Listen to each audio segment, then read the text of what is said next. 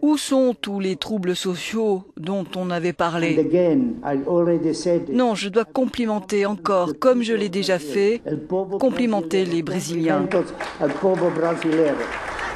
Ces félicitations exprimées ici par Sepp Blatter hier à l'issue de la Coupe du Monde 2014.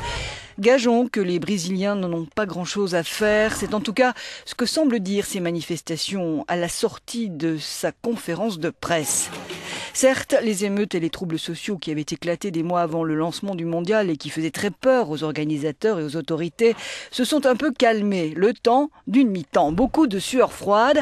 À la veille de cet événement planétaire, les stades n'étaient pas prêts à quelques jours du lancement. Et si tout en revanche était prêt pour accueillir les touristes, on craignait qu'en raison du climat social et de la hausse des prix, ils ne soient pas au rendez-vous. En réalité, le Brésil a dépassé ses espoirs sur ce plan-là. 10 millions de passagers ont circulé dans les 20 principaux aéroports du Brésil.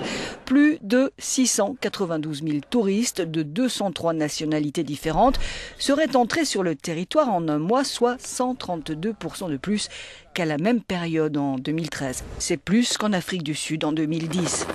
Bilan plutôt positif donc, côté tourisme, mais de cette Coupe du Monde, on retiendra aussi les ouvriers morts sur les chantiers, les populations délogées et l'effondrement de ce viaduc qui a fait 2 morts, symbole des retards pris dans la construction des infrastructures.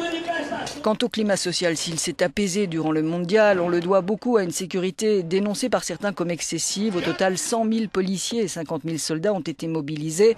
Un dispositif qui aura coûté quelques 855 millions de dollars, de quoi assurer la sécurité des touristes et des chefs d'État.